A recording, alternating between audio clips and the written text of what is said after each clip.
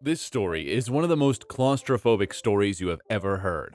A cave explorer, Brent Colvin, had been exploring Thunder Canyon Cave. Before moving on to the story, let me tell you some interesting things about this cave.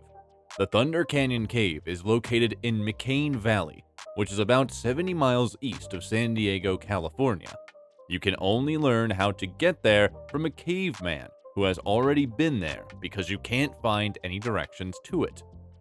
A 2-mile journey on a trail is required after traveling a short distance on a dirt road to reach the cave. A small amount of water is flowing through this cave. Due to this cave's storied reputation, it provides an adrenaline rush, unlike any other cave. The number of small chambers and tight pathways inside this cave makes it quite claustrophobic.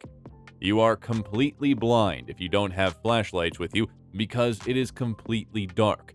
With this cave, you must use ropes to rappel, and there are numerous heavy metal chains to aid in navigating the challenging areas. If you fall into one of the many openings in the cave, you risk becoming stuck or hurt. During the entire exploration, you must pay close attention. The boulders you must pass through inside the cave are incredibly random. Talus Cave is the name of this cavern.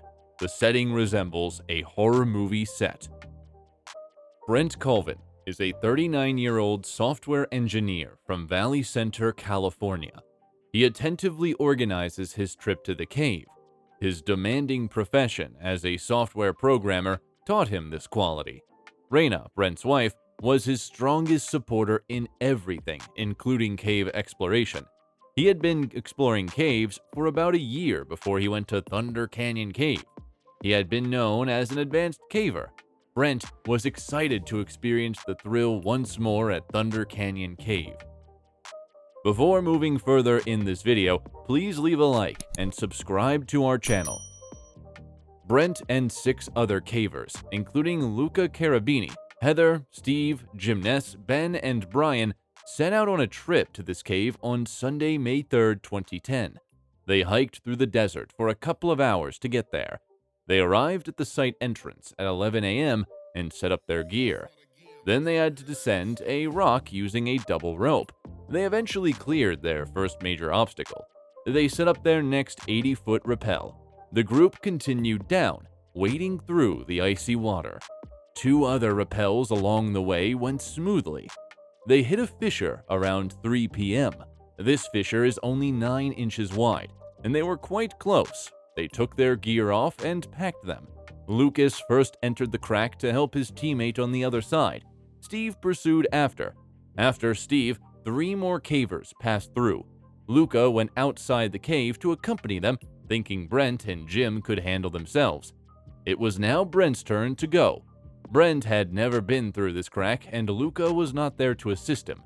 He took off his wetsuit and started to make it through the crack in just his t-shirt. He felt that his hip jammed. He tried to move, but at that point, he felt that he was stuck between 2 cold rocks. His left arm was the only thing supporting his body, and his feet were poking to the other side. Luca returned and heard Brent moaning. He couldn't move anywhere. Luca and Jim tried for 2 hours to move him, but they were unsuccessful. They shielded Brent with wetsuits or anything they could find to keep his body warm. Brent's body was getting frozen. Luca went out to call 911, and after 5 hours, the paramedics and some rescuers reached there by trekking. When they finally reached the crack, they realized that more rescuers were needed. It was really hard to track this cave for the helicopter. After 7 more hours, more help was reached. Brent thought that he couldn't make it, but he kept kicking his feet as he wanted to see his beloved wife again. He was screaming with pain and telling the rescuers to keep going as he felt his check was going to break. They kept giving him electrolyte drinks to keep him warm. Rescuers used a mechanical advantage system to move him and succeeded about 3 inches. They kept pulling and rolling, and after 11 hours of several rescue attempts, including paramedics and firefighters using any machinery they could, they were able to rescue Brent at 3:45 a.m. After Brent, Jim successfully made it through as well. Brent says he is not going to give up exploration, but next time he wouldn't try to get squeezing through a narrow passage as he is going to avoid them. As you've made it this far, please let us know in the comments, what do you think about this incident? Please leave a like and subscribe to Catastrophe. Thanks for watching.